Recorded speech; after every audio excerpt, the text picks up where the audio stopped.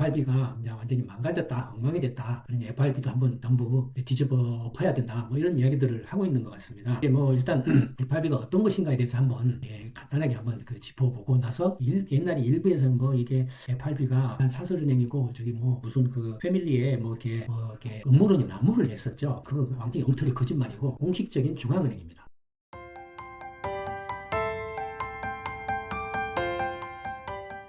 안녕하십니까. 김광석 경제무소의 김광석 소장입니다. 오늘은 트럼프 대통령과 FRB 파월 의장의 금리 정책을 둘러싼 논란에 대해서 한번 간단하게 말씀을 드려볼까 합니다. 다들 아시는 것처럼 트럼프 대통령이 이른바 미국을 다시 위대하게 하면서 마가 정책을 실시를 하고 있죠. 그게 가장 대표적인 이제, 정책으로 관세 인상을 해서 세계 각국을 다 뒤집어 놓고 있죠. 그런 가운데 이제 그 미국 내에서는 이렇게 관세 인상으로 인해서 물가가 많이 올라간다라는 이제 우려가 높아져서 FRB가 이제 여기 이에 관해서 잔뜩 경계를 해오고 있는데요. 반면에 이제 트럼프 대통령은 지금 이렇게 금리를 내려라라고 이렇게 이야기를 하고 있습니다. 이야기를 한다기보다는 윽박 지르고 있죠. 그런데 트럼프 대통령의 금리를 내려라는 주장이 왔다 갔다 해요. 아주 그 전형적인 트럼프 대통령의 스타일이죠. 거기에 이제 최근에 베센트 미 재무장관이 FRB한테 다시 금리를 내려라고 압박을 가하면서 그 가세를 해서 이제 더 논란이 증폭이 되고 있습니다. 이와 관련해서 한번 간단하게 저 개인적인 생각을 한번 말씀드려볼까 합니다. 먼저 금리 정책을 둘러싼 논란에 대해서 말씀드리기 전에 FRB에 대해서 간단히 한번 설명을 해드려 볼까 합니다. FRB가 이제 그 어떤 것인가에 대해서는 아시는 분들은 잘 아시겠지만 대다수 일반 분들은 거의 잘 모르실 거예요. 그래서 FRB에 대해서 간단히 한번 설명을 해보고 넘어가 보도록 하겠습니다. 사실 뭐 FRB하고 FRB 정책에 대해서는 예전에 뭐 한참 한 10년도 넘었죠. 10년 전에 여러 그 영상이나 팟캐스트나 이런 데서도 뭐 말할 수 없이 여러 차례 한번 설명을 해드렸던 걸로 기억을 합니다만 오늘 다시 한번 최근에 그 논란과 관련해서 간단하게 정리해서 한번 말씀을 드려볼까 합니다. 트럼프 대통령을 비롯해서 뭐 트럼프 정부 특히 이제 베센트 재무장관도 뭐 가세를 하고 있는데요. 이른바 이제 트럼프 대통령 지지자랄까 지지층들이 FRB가 이제 완전히 망가졌다, 엉망이 됐다. 그러니 FRB도 한번 전부 뒤집어 엎어야 된다. 뭐 이런 이야기들을 하고 있는 것 같습니다. 물론 뭐 이렇게 FRB가 뭐 절대적인 것이 아니죠. 뭐 FRB나 FRB 의장이 이른바 이제 세계 경제, 특히 이제 금융 정책을 통해서 세계 경제에 좀 지대한 영향을 미치고 있는 것은 뭐 부인할 수 없는 사실이죠. 당연히 미국이 경제 패권 국가이자 군사 패권 국가이고 또 그 미국의 이제 경제가 세계 최강의 경제 대국이자 강국이고 그러니 당연히 그 미국의 중앙은행인 FRB의 금융정책, 통화정책이 미국뿐만 아니라 세계 경제 전체에 미치는 그 영향력이 어마어마하죠. 그래서 이제 FRB에 대한 어떤 관심도 상당히 이렇게 높고 따라서 FRB 정책에 대해서 여러 가지 다양한 의견들이 있겠죠. 근데 이제 뭐 일단 FRB가 어떤 것인가에 대해서 한번 간단하게 한번 그 짚어보고 나서 트럼프 대통령이나 베센트 재무장관이 FRB한테 금리를 이렇게 내려라 지금 FRB가 뒷북을 치고 있다 이제 FRB를 한번 뒤집어 엎어야 된다 뭐 이런 식으로 이야기를 하고 있는 그런 논란을 한번 이렇게 제 나름대로 한번 평해볼까 합니다. 자, FRB는 정말로 망가졌나? 그 트럼프 대통령이나 그 트럼프 대통령 지지 세력들이 말하는 것처럼 정말로 FRB는 망가졌나? 한번 살펴보도록 하겠습니다.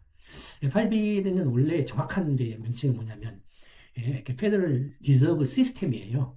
그러니까 그 FRB라는 것이 이제 한국이나 일본, 뭐나 유럽처럼 한국 같으면 한국은행, 일본 같으면 일본은행, 유럽 같으면 유럽 중앙은행 있지 않습니까? 이게 어떤 어떤 물론 법에 의해서 설립된 기관이지만 정부나 뭐 의회가 이렇게 이제 독립적인 기관으로 이렇게 중립적인 기관으로 이렇게 만든 반면에 미국의 FRB는 1913년이 만들어졌는데 1913년에 이제 어떻게 만들어졌냐면은 미국의 이제 그 민간 이제 시중은행들이 상업은행들이 있지 않습니까?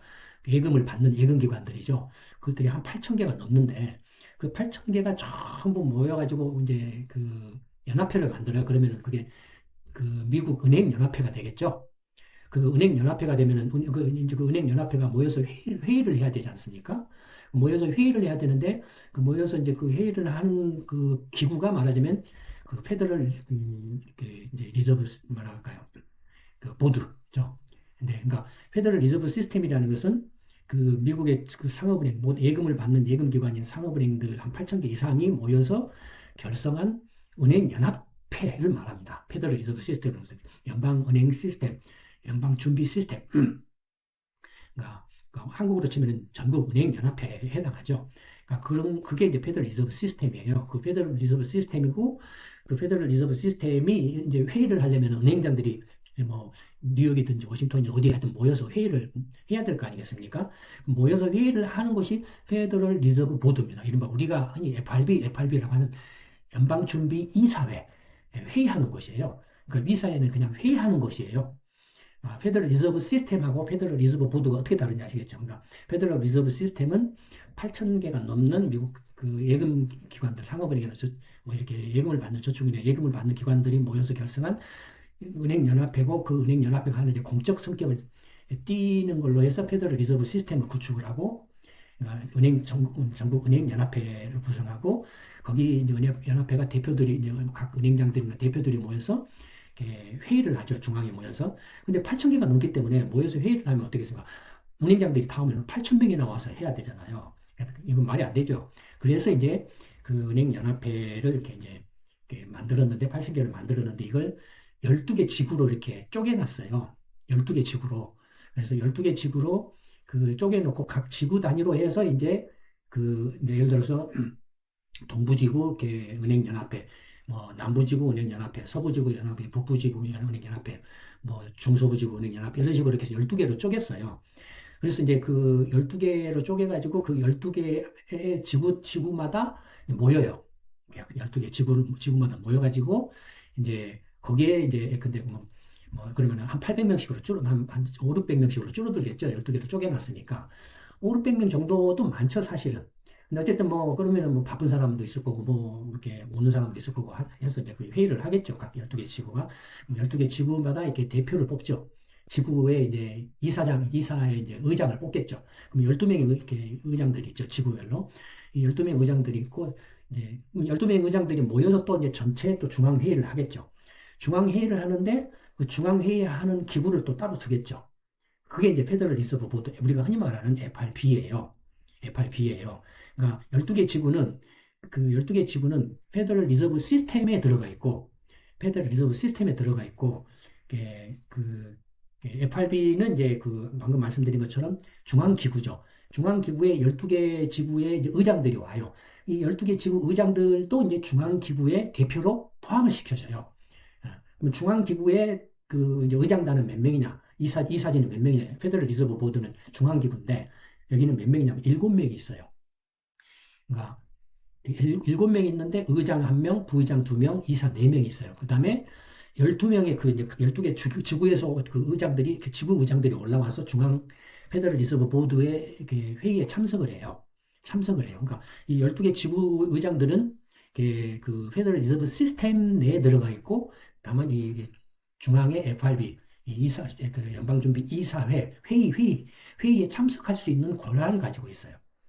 그래서 전부 합치면은 중앙 그 페더럴 리저브 보드 FRB 이사님 7명하고 12개 지구 그 의장에서 전부 19명이에요. 19명인데 19명이 모여서 회의를 해요. FRB에서. 근데 이제 19명 중에 투표권은 12명이 있어요. 투표권 12명이 있어요. 그러면 7명은 이제 투표권이 없는 거죠. 그 12명의 그 지구 의장들이 돌아가면서 순번제로 투표권을 가져요. 돌아가면서. 그렇게 해서 이제 12명이. 근데 12명이 이제 투표권 갔는데 투표권을 누가 갔냐면 당연히 이제 FRB의 이사 7명, 그러니까 의장, 부의장 2명, 이사 4명 이렇게 해서 7명 있다 그랬잖아요.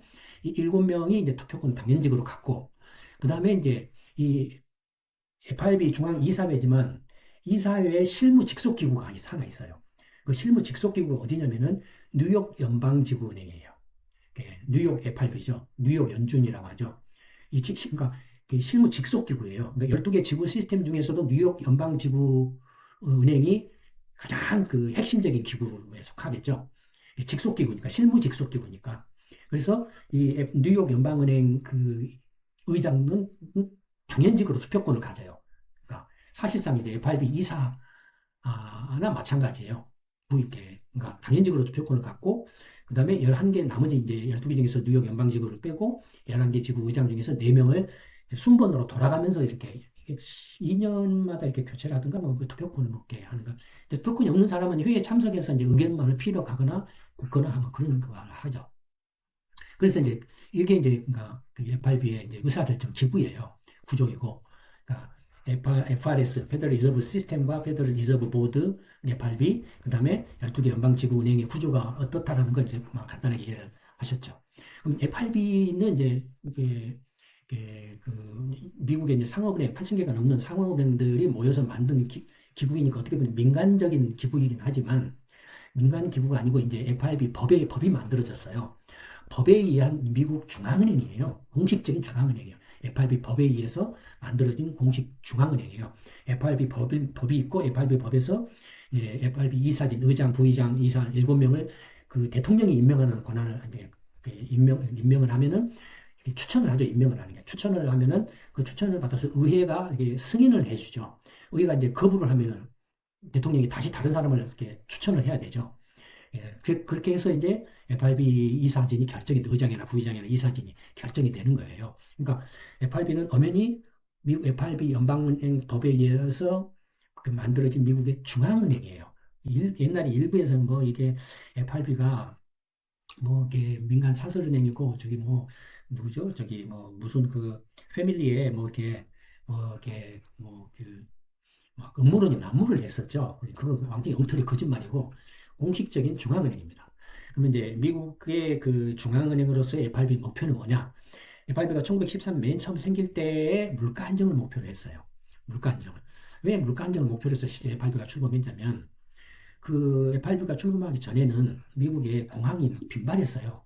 10년마다 막 금융공항이 막 빈발을 했어요. 왜냐면은 그때는 이제 그 은행이나 증권이나 보험이나 이런 금융기관들이나 시스템이 정비가 안 돼 있고, 그래서 거의 그 사금융이나 마찬가지였어요. 우리 고리대금업, 사금융이나 마찬가지. 그러니까 간판은 은행이라는 간판을 달았지만은 은행이 돈놀이를 하거나 막 투기를 하거나 했어요. 예를 들어서 그 당시 이제 농업경제가 주였는데, 봄에 농사를 지으면 돈이 필요하잖아요. 그러면 은행이 돈을 이제 빌려줘서 그 돈을 빌려받아 가지고 농사를 지어서 가을에 수확해 가지고 다시 이제 빌린 돈을 갚고 이런 식으로 이렇게 하거든요. 근데 뭐 은행이 어떻게 했냐면 돈을 빌려줘야 하는데 돈을 안 빌려줘요. 그럼 돈 안 빌려주면 어떻게 되겠습니까? 똥줄 타겠죠. 농사 짓는 사람들이. 그러면 이제 어떻게 해서 막 급전을 땡겨다 쓰려고 할 거 아니에요. 금리가 올라가죠. 금리가 올라갈 때 이제 은행이 그때 돈을 이제 좀 빌려준다든지 이런 식의 이제 은행이 투기를 조장해서 공황을 일으키는 상황이 발생을 해요. 그래서 이렇게 그 FRB 만들기 1913년 전에 1910년, 1909년 이 무렵에 상당한 시기에 미국에서 이렇게 금융공황이 발생을 해요. 그 전에도 막 빈발을 했어요. 그런 저런 걸로. 그래서 이제 이래서는 안 되겠다. 뭔가 이렇게 조금 금융 시스템을 좀 정비를 해야겠다라고 해가지고 그 민간 상업은행들이 전국적으로 이렇게 자발적으로 모여가지고 이제 그런 자발적으로 모였다기보다는 그 당시 미 연방 정부가 그렇게 시켰죠. 그래서 모여가지고 회의를 해서 FRS라는 페더럴 리저브 시스템이라는 것을 이렇게 결성을 해요. 결성을 하고, 그러니까 어떻게 되겠습니까? 이제 그 금리가 팍 올라가고, 이렇게 농사를 못 짓거나, 그 다음에 또 뭐 가뭄이나 막 이런 것들이 빈발해가지고 그 농작물 가격이 폭등하고 막 이래서 그러니, 사람들이 이렇게 막 물가가 폭등하고 하니까 뭐 살기 힘들 거 아니에요. 그래서 이제 가장 금융공황이나 어떤 뭐 대공황 같은 그런 공황이나 이런 것 때문에는 물가 충격이 커요. 특히 이제 은행이 그 투기에 의해서 그 공황이나 충격이 올 때에는 물가 폭등이 일어나요. 투기에 의한 것은 당연히 부동산 투기라든지 뭐 주식 투기라든지 뭐 투기가 아니라 뭐 코인 투기라든지 하면 폭등을 하잖아요, 가격이. 그러니까 물가 폭등이 일어나요. 뭐 원자재 투기라든지 하면은 원자재 가격 폭등은 물가 폭등이 일어나요. 그러면 이렇게 경제가 심각한 타격을 받죠. 일반 그 소비들이나 국민들의 경제 타격이 심각하죠. 소비가 줄어들고 이제 그 물가 폭등을 해서 공황이 오죠. 실물 경제가 위축이 돼가지고 공황이 오고 막 이런 금융투기, 공황 뭐 이게 막 왔다 널뛰기를 한다 이거예요. 그래서 이제 물가 안정이 굉장히 중요하다는 걸 그때 경험적으로 깨닫죠. 그래서 1913년에 이제 그 페더럴 리저브 시스템과 FRB를 만들 때 그러면 FRB는 페더럴 리저브 시스템과 FRB는 목표는 뭐냐? 뭘 목적으로 만드느냐? 물가 안정. 제1로 물가 안정을 이렇게 목표로 해서 만든다라고 해서 만들어요. 그리고 이제 한참 뒤에 1977년에 이제 하나를 더 해요. FRB 목표로. 고용 안정을 이제 추가를 해요. 그러니까 FRB 이제 목표가 두 개가 됐죠. 물가 안정에 의해서 고용 안정 두 가지가 됐죠. 그러니까 이제 FRB가 이제 이른바 연방준비이사회가 한 달에 1년에 한 8번 모여서 회의를 하잖아요. 금융 통화 정책을 결정하는 회의를 하잖아요. 뭐 어떤 이제 회의를 하냐면은 물가 안정하고 고용 안정을 이렇게 달성하기 위한 회의를 하죠. 그걸 위해서 통화 정책을 어떻게 해야 될 것인가를 회의를 하죠. 예. 기본적으로는 이제 이 FRB가 하는 그 역할은 금융 정책을 결정하고 전체적인 금융 시스템 안정을 이렇게 확보하고 금융 감독 및 규제를 관한 점검을 하고 그다음에 이제 결제 시스템 은행들이 매일매일 이제 뭐 그 콜 자금이라든지 막그 이런 게 하든 아니면은 뭐 자금의 흐름이라든지 이런 것들을 파악을 해야 되잖아요. 그다음에 돈이 모자라면은 통화량이 모자라면 통화량을 공급을 해준다든지 하는 그런 거 돈을 빌려주고 빌려받고 이렇게 하는 그런 걸 하잖아요. 중앙은행한테 이른바 이제 창구 할인을 하잖아요. 이렇게 중앙은행에서 돈을 빌리고 뭐 빌려받고 뭐 갖고 뭐 이런 것들 하잖아요. 결제했을 때 그다음에 금융 소비자 보호, 뭐 지역 경제 발전 뭐 이런 것들을 이제 발비가 이제 이런 그 회의를 통해서 이렇게 이런 것들에 대한 논의를 하고 그걸 바탕으로 해서 이제 통화 정책을 결정을 한다. 요즘 통화 정책 중에서 가장 핵심이 금리 정책이죠. 금리를 통해서 경제 물가 안정과 경제 안정, 고용 안정을 달성을 한다. 뭐 이런 거죠. 그러면 이제 FRB가 이렇게 만들어 이런 배경을 만들어주고 이런 이제 목표와 역할을 이렇게 기능을 하는데 FRB는 이렇게 인력이 몇 명이나 있을까? 그러면 이 FRB 중앙에 페더럴 리저브 보드 이사 연방준비 이사회 파월 의장이 있는 그 이사회 워싱턴에 있죠. 그 전문 전체 인력이 한 2,500명이 있어요. 2,500명이 있는데 여기 들어가 보면 2,500명 있으면은 거의 뭐라고 할까요? 실무진을 빼놓고 나면 거의 한 3분의 2 이상이 전문 연구 인력이에요. 경제 애널리스트예요. 그러니까 어마어마해요. 음, 거의 한 500명 이상이 경제 전문 애널리스트라고 해야 되나? 이렇게 한 절반 정도가 1,500명이 정확하게 이제 들어가 보면 들어가서 일일이 세보면은 알 수 있겠지만 있어요. 그 애널리스트들 이름이 전부 하나하나 이름들이 다 있어요. 세보면 알겠지만 하여튼 어마어마해요. 근데 그러면은 그 중앙에 FRB에만 이렇게 어마어마한 연구 전문 인력이 있느냐? 그렇지 않아요. 12개 연방 지구은행들이 또 자기 관할 지구의 금융 상황, 경제 상황들을 체크하고 분석하고 하는 그런 애널리스트들이 또 어마어마하게 있어요. 그러니까 FRB하고 그 페더럴 리저브 시스템 전체로 보면은 경제 분석 애널리스트가 수천 명에 달해요. 그 다음에 그 FRB하고 그 페더럴 리저브 시스템 12개 지구은행까지 다 포함한 전체 총 인원을 보면은 2023년 현재 2만 4천 명에 달하는 걸로 이렇게 나타나 있어요. 최근에 이제 하도 이제 그 트럼프 대통령이나 그 일론 머스크가 연방 구조조정한다고 쪼아대는 바람에 향후 이제 뭐 몇 년 안에 한 10%를 줄이겠다라고 말을 하는데 생각해 보시면은 제가 한국은행도 한 2,500명인가 있을 거예요. 한국은행도. 그 2,500명인가 뭐. 근데 이제 그 2,500명이면 그 미국 경제가 한국 경제가 미국이니까 한 30달러 되고 한국 경제가 한 뭐 2조 달러가 못 되니까 최소 15배 이상 그래서 뭐 20배 정도 계산해 이렇게 20배라고 쳐도 한국은행의 인력이 2,500명이면 20명이면 몇 명입니까? 5만 명이죠. 거기에 비하면은 미국의 그 FRB 그 인력이 2만 4천 명이 결코 많다고 볼 수는 없어요. 경제 규모로 치면은 많다고 볼수 물론 한국은행의 인력이 너무 많다라고 할 수 있죠. 많다라고 해도 2천 명이라고 해도 그 미국으로 환산하면 4만 명이에요. 그런 거를 비하면은 2만 4천 명이 많다고 할 수 없어요. 미국 경제가 캘리포니아만 해도 한국 경제 2배 반 정도 되는 규모인데 그런 경제를 관리하는 그런 지구 연방은행이 인력이 얼마나 있겠습니까? 어마어마하겠죠. 그러니까 흔히 FRB가 이제 많이 망가졌고 근데 이제 특히 월가에서 그런 말들이 많죠. 월가에 이제 이렇게 주가에 똥줄 타 있거나 부동산에 똥줄 타 있거나 코인에 똥줄 타 있는 사람들이 자기가 돈을 못 벌거나 아니면 손해가 났거나 하면은 발광을 하죠. 발광을 FRB로 공격을 하죠. 저놈들이 금리를 안 내려서 그래. 저놈들이 뭘 어떻게 해서 그래. 뭘 어떻게 해야 되는데, 이렇게 뭐 규제를 이렇게 미국, 근데, 이렇게 그 은행 같은 경우에, 모건뱅크, 지수 모건뱅크나 뭐 이런 은행들 같은 경우에 쫙 이제 뭐 지금 이제 이렇게 규제를 많이 해서 뭔가를 제대로 할 수가 없어.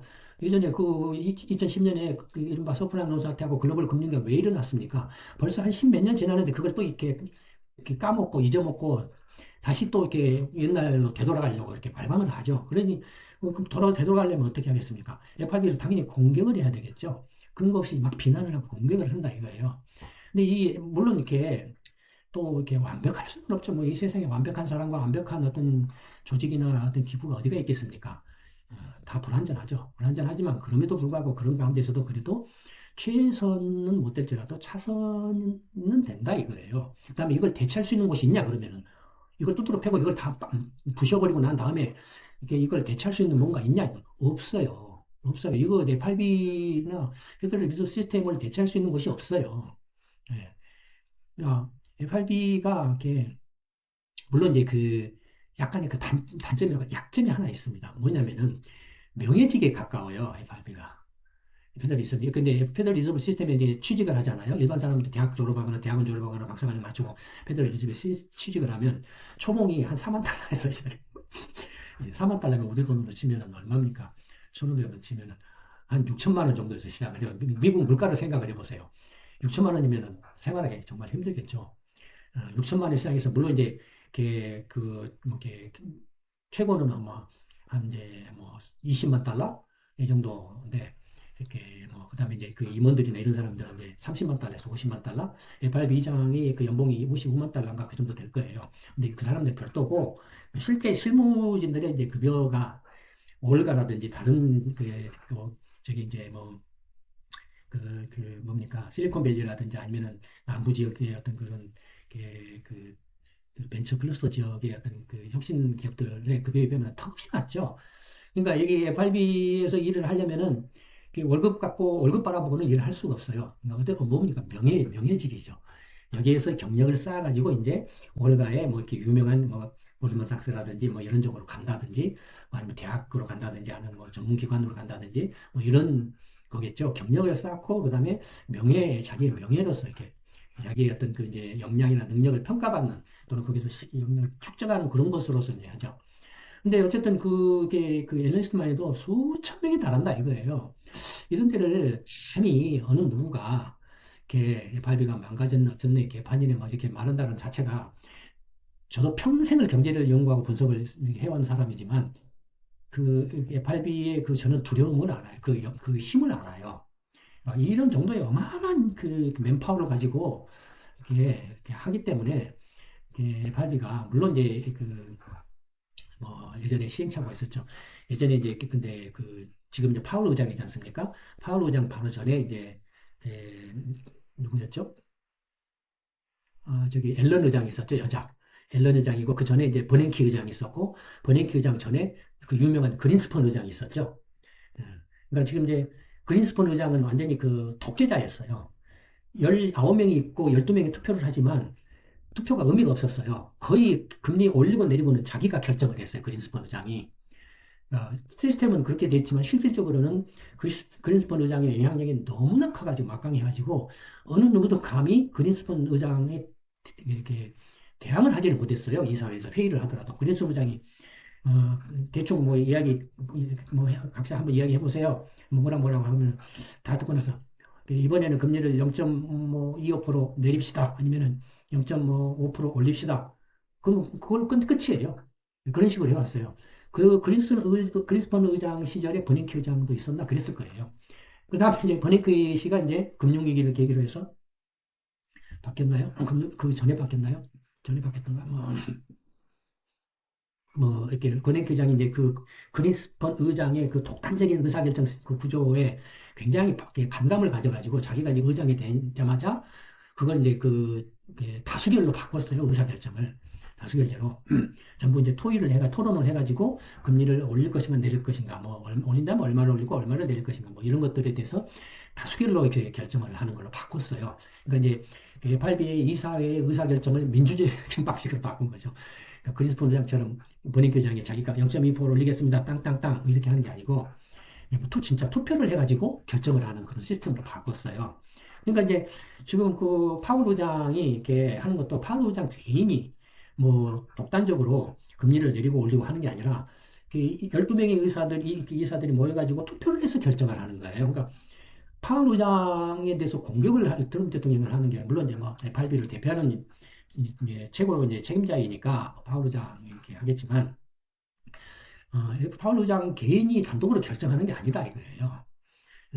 그러니까 그다음에 그러니까 그게 그 뭐라 할까 FRB에 대한 그 기본적인 이해나 인식이 전혀 없다 보니까 그다음에 이렇게 뭐라 할까요? 자기 각자의 특히 올가 쪽에 있는 사람들의 그 자기 어떤 이익 욕구로 인해 가지고 욕구에 이렇게 눈이 멀어가지고 FRB에 대해서 이렇게 말도 안 되는 엉터리 공격들을 마구 해야 된다 이거예요.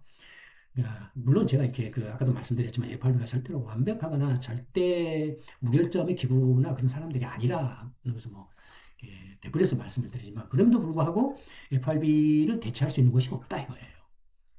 FRB만큼 이렇게 막강한 전문 인력을 가지고서 나름대로 이렇게 최고 수준의 전문적인 경제 분석을 바탕으로 해서 통화 정책을 총괄할 수 있는 그런 기구를 대체할 수 있는 곳이 없다 이거예요. FRB가 그러면 이제 어떤 경우가 하냐면은, 이런 어마어마한 그 애널리스트들이나 이렇게 분석가들이 사실 이제 금융 관련 또는 실물 경제 관련 통계를 조사하고 작성을 해내죠. 어마어마한 통계를 만들어내죠. 그다음 경제 분석 보고서, 경제 동향 보고서, 뭐 베이지북이라든지 경제 전망 보고서 같은 걸 내죠, FRB가. FRB 홈페이지에 들어가 보면 다 있어요. 어마어마해요. 그거 다 못 봐요. 그다음에 뉴욕 연방은행 FRB 실무기구라 그랬죠. FRB는 회의하는 곳이고 그다음에 회의를 이렇게 위해서 필요한 어떤 그 통계 작성이나 통계 분석, 경제 보고서, 경제 분석 이런 것들을 위한 보고서를 만들어서 회의하는 자료를 올려보내죠. 그 뭐냐면 이사들이 그 자료를 보고서 이제 회의를 하는 거예요. 그다음 뉴욕 연방은행은 FRB 실무총괄인데 연방은행 가보면은 실제로 그 거시경제, 미시경제, 분석 모델, 예측 모델, 뭐, 막, 들이 어마어마하게 있어요. GDP 전망, 인플레 분석, 인플레 전망, 금리 분석, 금리 전망, 그 다음에 국제경제 상황 분석, 뭐 이런 것들. 그러니까, 이게 현황 분석뿐만 아니라 전망 분석도 어마어마하게 하고 해놓고 있어요.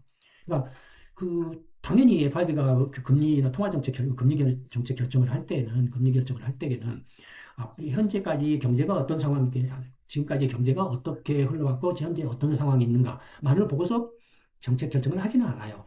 앞으로 어떻게 된가? FRB의 뭡니까? 금리 정책 결정하고 매번마다 자료를 발표를 하죠.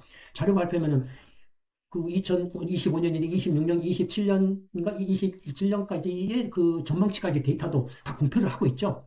GDP 전망치, 그다음에 소비자 물가 전망치, 그다음에 실업률 전망치, 뭐 기타 등등 이렇게 몇 가지 중요한 경제 지표들은 전망치하고 그다음에 투표에 참여한 12명 의사들의 개별 어떤 그 전망치까지도 다 공표를 하고 있죠.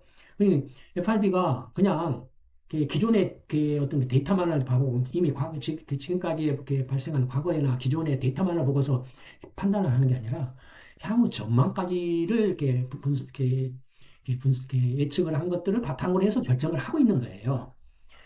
그러니까 FRB를 잘 모르는 사람들이 엉터리 이야기들을 정말로 이렇게 막 한다는 게 참 넌센스죠. 그다음에 세인트루이스 연방 연준 같으면은 미국하고 세계 주요 경제 통계, 실무 경제 통계를 다 모아놨어요. 다 모아놔갖고 이렇게 그 서비스를 제공하고 아틀랜타 연준은 여러분들 뭐 GDP 전망 통계로 유명하죠.